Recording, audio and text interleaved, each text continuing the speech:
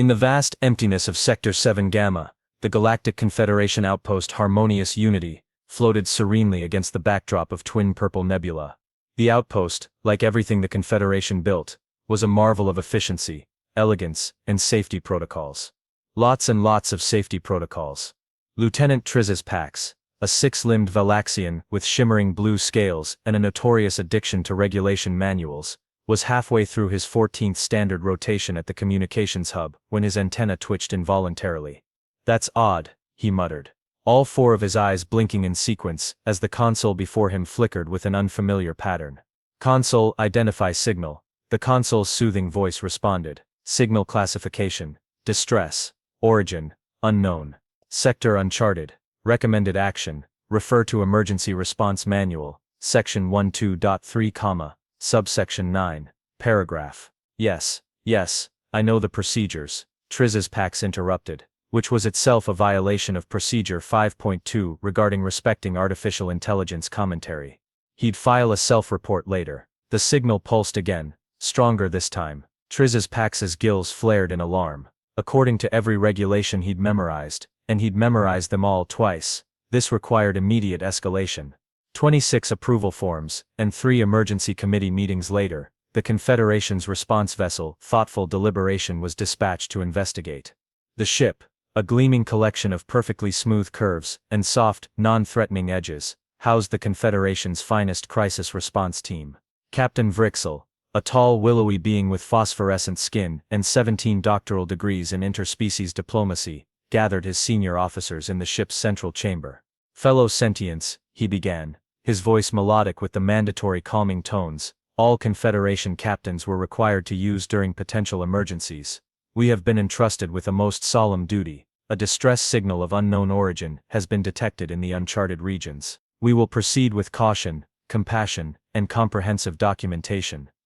His second-in-command, Commander Nix, a gelatinous cube, whose translucent body pulsed with bioluminescent anxiety, burbled in agreement. "The signal appears to be using a primitive amplitude modulation, most uncivilized. I've prepared 17 different translation matrices, and a full cultural sensitivity briefing for all crew members. Dr. Plex, the ship's exobiologist, a collection of sentient gas clouds contained within an environmental suit, wafted forward. My analysis suggests the signal originates from a carbon-based life form. How quaint. I haven't encountered a new carbon-based species in over 3 centuries. Navigation Officer Zrill, whose insectoid features clicked and whirred with excitement, reported. "Course plotted, Captain. At standard compassionate rescue speed, we will reach the signal's origin in approximately 42 hours. Captain Vrixel nodded, his skin glowing with leadership-approved determination. "Very well. All crew members will review the First Contact Cautionary Tales database before arrival. Remember what happened in the Proxima incident. Nobody wants a repeat of that diplomatic nightmare. Those poor Proxians are still in therapy." As the Thoughtful Deliberation glided through space toward the mysterious signal, none of its crew could have possibly imagined what awaited them. The universe, in its infinite wisdom, had decided that today was the day the Galactic Confederation would encounter its most perplexing challenge yet. Humans. The Thoughtful Deliberation decelerated with the gentleness of a feather landing on cotton as it approached the coordinates of the distress signal.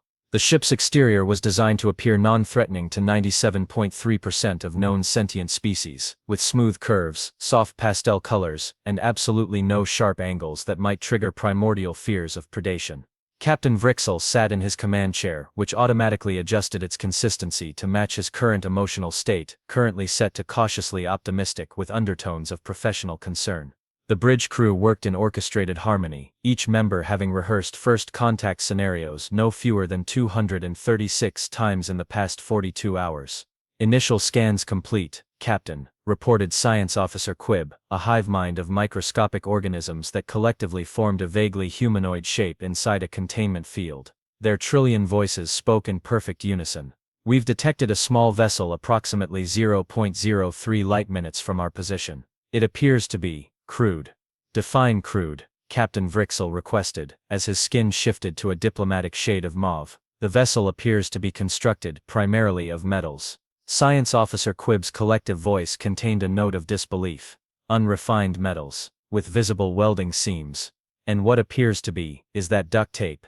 Commander Nix's gelatinous form rippled with horror. Surely not. No spacefaring civilization would trust their survival to adhesives. Navigation Officer Zrill chittered excitedly. Captain, I'm detecting no quantum stabilizers, no gravity modulators, no consciousness matrices. Their propulsion system appears to be based on chemical combustion. A collective gasp swept across the bridge.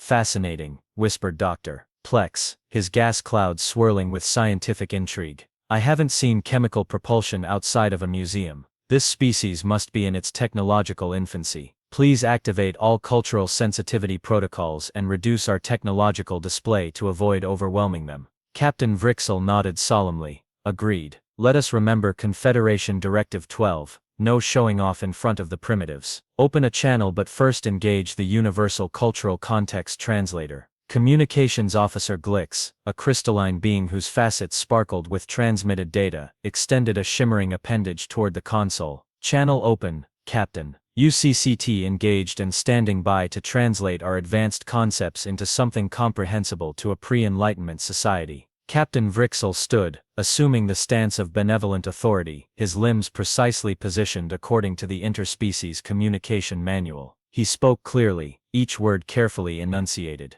This is Captain Vrixel of the Galactic Confederation vessel Thoughtful Deliberation. We have received your distress signal and have come to offer assistance in accordance with the sacred principles of compassionate intervention. Please identify yourselves and the nature of your emergency so that we may provide appropriate aid while respecting your cultural autonomy and developmental stage. The view screen remained blank for exactly 7.3 seconds, enough time for Commander Nix to begin secreting its anxiety enzymes before flickering to life. The image that appeared caused several bridge officers to activate their personal calming devices. There on screen was a being so bizarre that even Dr. Plex's containment suit expanded slightly in surprise. It had only 2 eyes, 2 arms, 2 legs. Its skin appeared to have no bioluminescence whatsoever, and it was covered in some kind of artificial second skin with mysterious symbols emblazoned across the front. The being's face contorted into what the ship's computer hesitantly identified as a smile, though several crew members instinctively activated their defensive shields anyway. Hey there, space friends, the creature exclaimed with alarming volume and enthusiasm.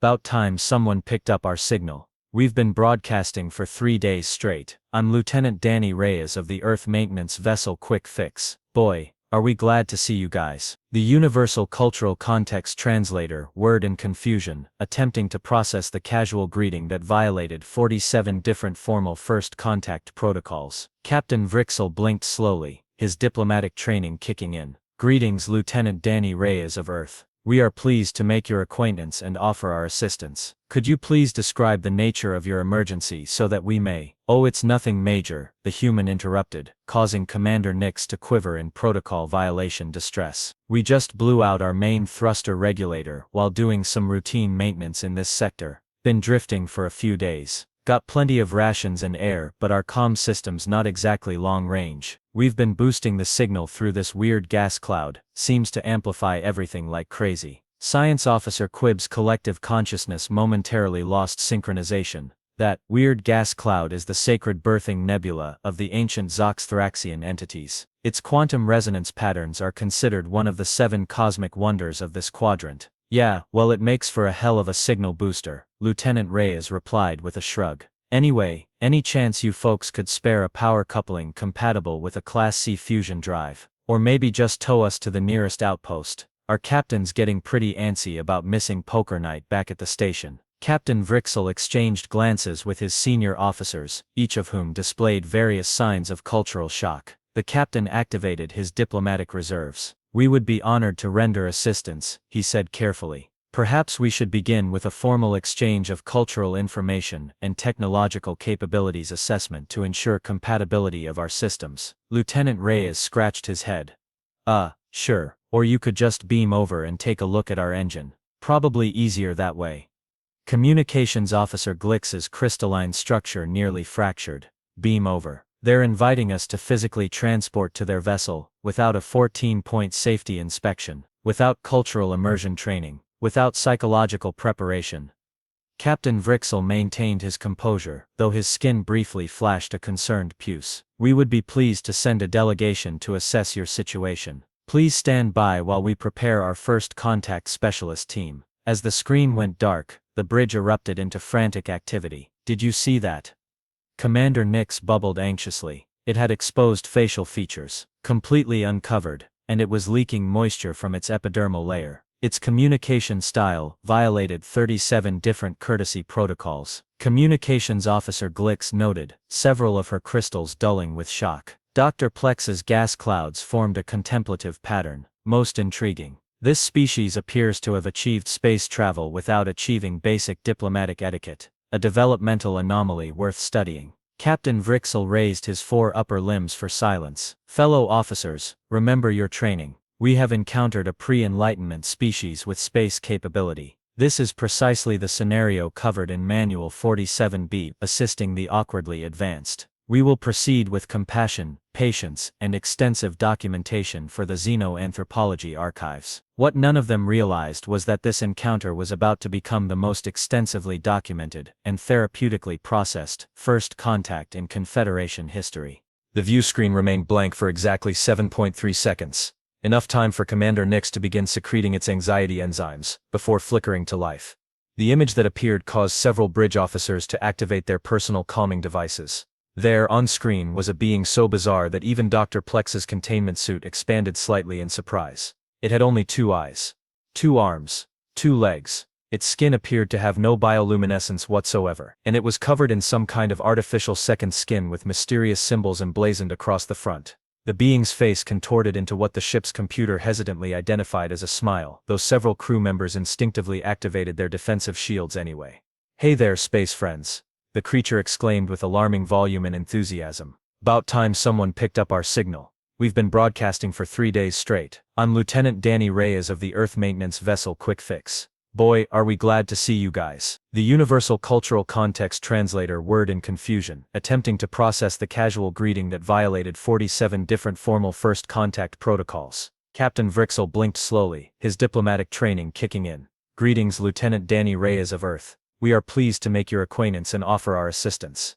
Could you please describe the nature of your emergency so that we may—" "Oh, it's nothing major," the human interrupted, causing Commander Nix to quiver in protocol violation distress. "We just blew out our main thruster regulator while doing some routine maintenance in this sector. Been drifting for a few days.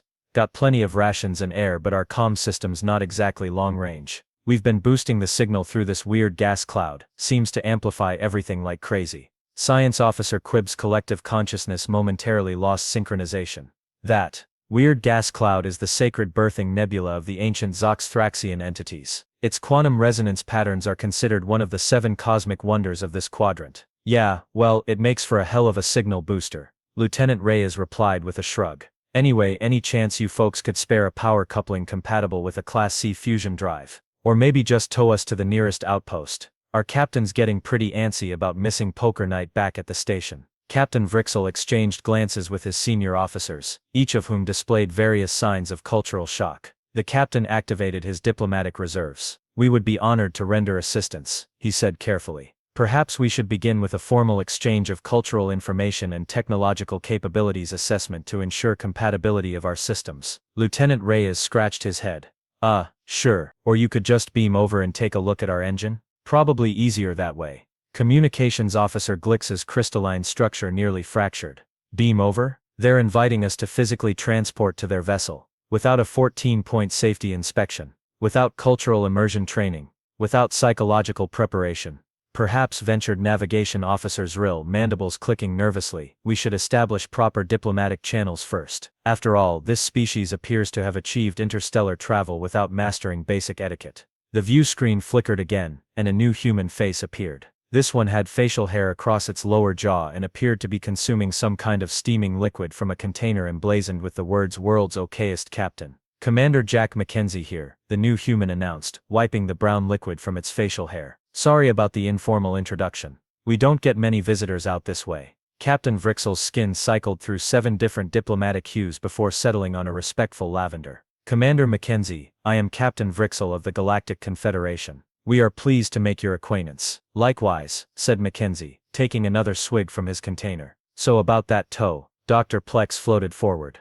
"If I may, Captain, Perhaps we should send over a small delegation to assess their technological needs. It would also provide an opportunity for cultural exchange. Excellent suggestion, replied Captain Vrixel, his skin brightening. Commander Mackenzie, with your permission, we would like to send a small party to your vessel to better understand your situation. Mackenzie grinned, exposing alarmingly white teeth. Sure thing, come on over. We're a bit of a mess, but the coffee's hot and Chen just found a deck of cards. You folks play poker? Before Captain Vrixel could respond, a loud crash sounded from somewhere off-screen, followed by human laughter and someone shouting, "That's not supposed to come off like that." Mackenzie winced. Maybe hurry up with that delegation. Martinez is trying to fix the backup generator with a wrench and his winning personality. The transmission ended, leaving the bridge of the thoughtful deliberation in stunned silence. Did that being just invite us to engage in games of chance, during a rescue operation? Commander Nix's gelatinous form quivered with disbelief. And what was that brown substance it was consuming? Asked Communications Officer Glix. The ship's analyzer indicates it contains a nervous system stimulant. They deliberately ingest stimulants during crisis situations. Captain Vrixel raised his upper limbs for silence. Fellow officers, we must approach this situation with open minds. We are encountering a species unlike any documented in Confederation records. Dr. Plex, please assemble a first contact team. Full environmental suits, cultural sensitivity implants and trauma counselors on standby. As the officers dispersed to prepare for the delegation, Science Officer Quibb's trillion microscopic components buzzed with activity. Captain, preliminary analysis of their vessel reveals something most peculiar. Their life support systems appear to be improvised. Several critical components show signs of repeated repair using non-standard materials. What are you suggesting, Science Officer? Asked Captain Vrixel. I believe, Captain, that this vessel was never designed for deep space operations. It appears to be a short-range utility craft that has been modified. Captain Vrixel's skin darkened with concern. You mean they ventured into deep space in a vessel not designed for such travel, without proper authorization or oversight? Affirmative, Captain, and based on the casual attitude displayed by the crew, I hypothesize this may be normal behavior for their species. The bridge fell silent again as the implications sank in. They had encountered a species that not only traveled through space in inappropriately modified vessels but seemed completely unconcerned about it. The Confederation's first contact protocols suddenly seemed woefully inadequate. Meanwhile, in the preparation bay, Dr. Plex supervised as the delegation team donned their environmental suits and received last-minute briefings. Remember, the gaseous xenobiologist instructed, avoid sudden movements, maintain formal speech patterns, and under no circumstances accept any substances they might offer you. We have no idea what their coffee might do to non-human physiologies. Little did they know, their carefully laid plans were about to collide with humanity's most defining characteristic: chaotic resourcefulness. The Confederation delegation, consisting of Dr. Plex, Science Officer Quibb, and 2 specialists in xenobiology and engineering, approached the human vessel with carefully calibrated trepidation. Their shuttle docked with the quick fix using a temporary compatibility field that Science Officer Quibb had designed in 17 minutes flat, a new record for the hive mind. The airlock cycled open with a hiss that sounded distinctly non-regulation to Dr. Plex's audio receptors. The delegation stepped through, their environmental suits fully sealed and monitoring equipment discreetly activated. They were greeted by a sight that sent immediate distress signals cascading through their various nervous systems. Commander Mackenzie stood before them, completely unprotected, except for his flimsy second skin covering. No environmental suit, no radiation shielding, not even basic atmospheric filtration. He was simply exposed. "Welcome aboard the Quick Fix," Mackenzie announced, extending a bare appendage toward them. "Sorry about the mess, we weren't exactly expecting company." The delegation members froze, their cultural sensitivity training temporarily overridden by pure biological horror. A bare-skinned being was attempting to make physical contact with them. Specialist Zim, the xenobiologist, discreetly activated his suit's recording function with a blink command. This would be essential documentation for the Confederation's updated first contact protocols. Dr. Plex recovered first, his gaseous form swirling nervously within his containment suit. "Greetings, Commander Mackenzie. We are honored to be welcomed aboard your vessel." He carefully did not extend any appendage in return, instead offering a formal Confederation bow. Mackenzie dropped his hand with a shrug.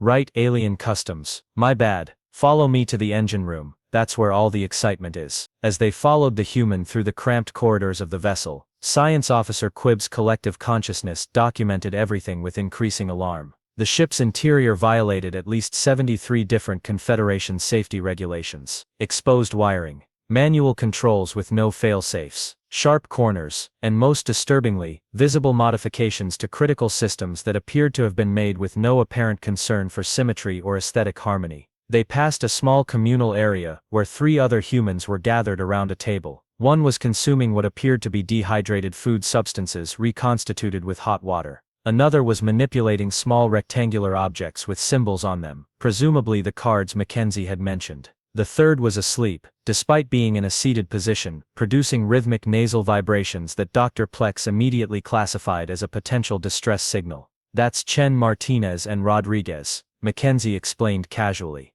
"Rodriguez can sleep anywhere. Useful skill out here." Chen looked up and waved enthusiastically. "Whoa, real aliens. Cool suits. Are you guys breathing methane or something?" Before the delegation could respond with the proper 17-part introduction protocol, Mackenzie was already leading them onward. "Engine room's just ahead. Watch your step, gravity plating's a bit wonky in this section." Gravity plating, Dr. Plex's containment suit expanded slightly in surprise. "You're using artificial gravity technology in this craft?" "Yeah, salvaged it from an old mining rig," Mackenzie said with disturbing nonchalance. "Works about 60% of the time, which is better than 0%, right?" Science Officer Quibb's synchronized consciousness briefly stuttered. "You, modified salvaged gravity technology without proper certification. The risk of gravitational shearing alone would—" "Here we are," Mackenzie interrupted, palming open a door that screeched in protest. "Our pride and joy, the engine room." The space they entered defied all logical engineering principles the Confederation delegates had ever encountered. In the center was what appeared to be a fusion reactor, a technology appropriate for a vessel this size, but it had been modified extensively with components that clearly came from different technological origins. Some parts gleamed with newness, while others showed signs of multiple repairs. Strangest of all, several critical interfaces had been labeled with adhesive notes containing hand-drawn symbols and exclamation points. Lieutenant Reyes was halfway inside an access panel, only his lower body visible, while another human handed him tools from a chaotic collection spread across the floor. "How's it going, Reyes?" Mackenzie called out. A muffled response emerged from the panel, followed by a loud clang and what Science Officer Quibb's translator hesitantly identified as creative linguistic expressions. Reyes extracted himself from the panel, his face covered in a dark substance. "The regulator's completely fried, Captain. I tried bypassing it through the secondary coolant system, but the power fluctuations are too strong." He noticed the delegation and wiped his hands on his clothing, adding more stains to the already alarming collection. "Oh hey, space friends, welcome to our humble engine room." Dr. Plex's scientific curiosity momentarily overcame his horror. "You appear to have integrated at least 3 different technological paradigms into one propulsion system. How do you account for the quantum phase discrepancies?" Reyes laughed. "We don't. We just keep adjusting the output until it feels right." He patted the reactor housing with disturbing affection. "This old girl has quirks, but she'll get you where you need to go, most of the time." The engineering specialist in the delegation, a being composed primarily of organized electrical impulses named Viz, emitted a series of distressed sparks within their containment field. Mackenzie noticed something on a nearby console and frowned. "Reyes, the radiation shielding is down to 30% in Section 4 again." "Yeah, I know," Reyes replied casually. "I rerouted power from the shielding to keep life support running at full capacity." "You're standing in a radioactive environment?" Dr. Plex asked, his gas clouds forming the pattern associated with extreme concern. "Just a little bit radioactive," Mackenzie clarified, as if that were somehow reassuring. "Nothing our meds can't handle. We all take anti-rad pills with breakfast." Science Officer Quibb's hive mind performed an emergency consensus vote and decided this information warranted immediate documentation under the heading, "Inexplicable Survival Behaviors."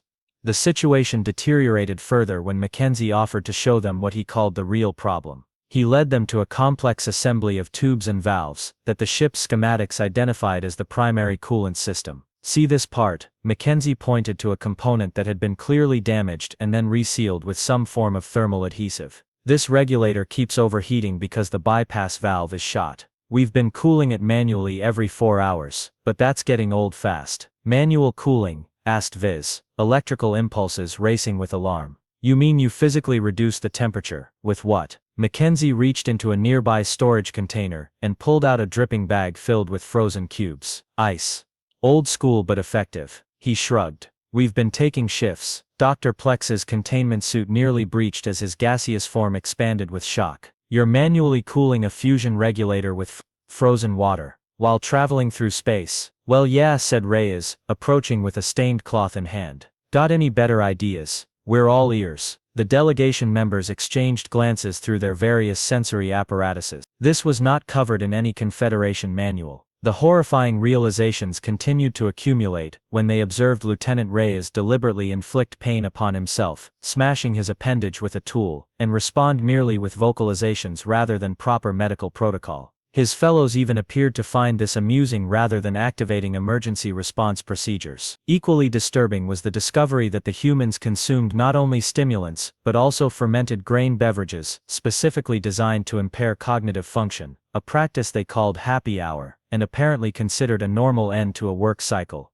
Their social structure defied all logical organization. Despite Mackenzie's designation as commander, the humans frequently questioned his directives, suggested alternative approaches, and engaged in what appeared to be ritualized verbal combat they called giving him grief. Yet mysteriously, this behavior seemed to strengthen rather than undermine their collective functionality. The final shock came when Science Officer Quibb was explaining the Confederation's proper repair protocols to an attentive Lieutenant Reyes, and Commander Mackenzie interrupted with a question that sent ripples of horror through the delegation. Say, Mackenzie began, examining the shuttle the delegation had arrived in. Your ship looks pretty advanced. Any chance we could take a look at your engine room? Maybe there's something we could use to fix our regulator faster. Dr. Plex's gas clouds froze in shock. You wished, apply your repair methodologies to our vessel. Just a quick peek, Mackenzie said with an alarming smile. Reyes here can fix pretty much anything with duct tape and inspiration, right, Reyes? Reyes nodded enthusiastically. Once kept a mining drill running for 6 months with chewing gum and a reprogrammed food synthesizer. Good time. Commander Nix, who had been monitoring the delegation's transmissions from the thoughtful deliberation, immediately issued a ship-wide yellow alert, emergency pattern Omega-6, potential contamination of Confederation technology by non-standard repair protocols. Back on the quick fix, Dr. Plex struggled to formulate a diplomatic response. I'm afraid our vessel's systems are extremely sensitive to foreign interaction. No problem, Mackenzie replied cheerfully. We'll be gentle. We're pretty good at figuring out new tech on the fly. That was precisely what the delegation feared. Before Dr. Plex could respond, an alarm sounded throughout the human vessel, and the lights flickered ominously. That's not good, said Reyes, cocking his head to listen. That's the primary life support compressor. If that fails, he didn't need to finish the sentence. Mackenzie was already moving. Reyes, get to the backup systems. Martinez, he shouted toward the corridor. Need you in environmental, pronto. The human crew leapt into action with a speed that suggested this was not their first catastrophic system failure. Their coordination was chaotic but effective, like a swarm of organisms with partially shared consciousness but individual decision-making capabilities. As alarms blared and humans shouted to each other across compartments, Dr. Plex turned to Science Officer Quibb. I believe we may have underestimated the complexity of this species. Affirmative, replied the hive mind. They appear to thrive in conditions that would trigger immediate evacuation protocols for Confederation citizens. They watched in fascinated horror as Lieutenant Reyes bypassed a safety system by physically disconnecting it, while Commander Mackenzie held a damaged component in place with his bare hands despite visible pain. The rest of the crew moved with practiced efficiency through what should have been a ship-destroying emergency. Should we offer assistance? Asked Viz. Their electrical impulse is uncertain. I fear, Dr. Plex replied, that if we allow them to help with our systems, the thoughtful deliberation may never be the same again. As if on cue, Mackenzie looked over his shoulder at the delegation. Hey space friends, any chance you've got spare life support components on your fancy ship? We're kind of in a situation here. The delegation members exchanged what in their various species constituted alarmed glances. The humans wanted access to Confederation life support technology. With their demonstrated propensity for improvisation, the potential outcomes were too horrifying to contemplate. Yet as the oxygen levels in the quick fix visibly began to decline, they faced a new ethical dilemma. Allow these bizarrely resilient beings to continue their chaotic existence, or introduce them to proper Confederation engineering protocols. Neither option seemed without significant risk to the galactic order. Captain Vrixel monitored distressing transmissions from his delegation aboard the human vessel Quick Fix. The situation was rapidly deteriorating. Oxygen levels are dropping below safety thresholds, reported Communications Officer Glix. Captain Vrixel faced a dilemma. The Confederation's prime directive prohibited sharing technology with pre-Enlightenment species, but the directive of compassionate intervention demanded they save lives. Prepare our emergency life support module, he decided. But our delegation must handle installation. Aboard the Quick Fix, the humans worked frantically as oxygen levels fell. Commander Mackenzie emerged from an access tunnel with bad news. The primary oxygen recycler's molecular filter had cracked beyond repair. Science Officer Quibb offered Confederation assistance, but their solution would take 43 minutes. The humans, facing brain damage within 20 minutes, proposed rerouting oxygen from EVA suits or venting the hydroponics lab instead. The delegation watched in horror as the humans abandoned proper protocols for improvised solutions. When Mackenzie requested portable oxygen generators from their shuttle, Dr. Plex faced another ethical conflict but ultimately agreed to help. Then Captain Vrixel reported a new threat. The humans' repairs were creating a quantum phase disruption that could tear a hole in space-time. After stabilizing oxygen levels, the humans discovered their fusion reactor entering cascade failure. With the emergency shutdown jammed, they faced explosion within 15 minutes. Rather than evacuate to the Confederation ship, Mackenzie proposed manually inserting control rods into the radiation-flooded reactor chamber, a seemingly suicidal plan involving a repurposed exosuit lined with medical imaging shielding.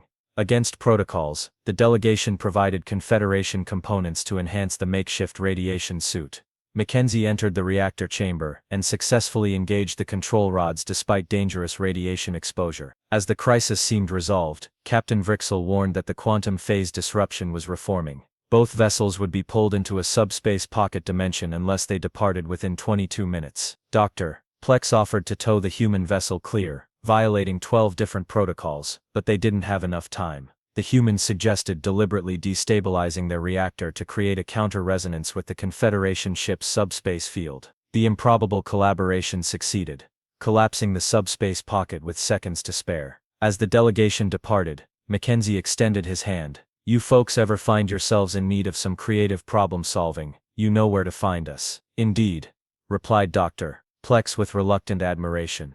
"Though I suspect the Confederation may need some time to process this encounter." The delegation returned to their ship realizing the galaxy had just become a significantly more unpredictable place. When the highly organized, protocol-driven Galactic Confederation encounters humans for the first time, they're both alarmed and fascinated. Captain Vrixel reports to the High Council about the Quick Fix crew's unorthodox methods, particularly Commander Mackenzie's habit of risking his life through improvisational solutions that somehow succeed despite terrible odds. The Confederation classifies humans as dangerously helpful, Nemus, a species whose reckless creativity defies conventional wisdom yet achieves remarkable results. Dr. Plex notes humans routinely ignore protocols that we consider fundamental to civilization, yet achieve results that sometimes exceed what our protocols would allow. Despite serious concerns, the Council approves a limited cultural exchange. The Confederation vessel returns prepared with expanded medical facilities and human interaction protocols, including emergency psychological support for the inevitable protocol violations they would witness. As the exchange progresses, humans rapidly absorb advanced technology while Confederation crew members find themselves influenced by human thinking, seeing regulations as guidelines rather than absolutes. Chief Engineer Zrel, once a stickler for procedure, secretly practices improvised repairs. 6 months later, the mixed fleet encounters an unknown spatial anomaly. The resulting collaboration combining Confederation caution with human creativity yields a breakthrough that establishes an entirely new field of physics. The Council formalizes guidelines for human interaction, including mandatory stress management therapy for Confederation personnel after human contact and maintaining safe distances between human vessels and Confederation installations not reinforced for creative problem-solving events. As Captain Vrixel reluctantly admits there might be value in occasionally setting aside the manual, Commander Mackenzie warns him that maintenance crews are conservative compared to human scientists. The story ends with a new saying among younger Confederation members: when standard protocols fail, ask a human, while older members schedule another therapy session.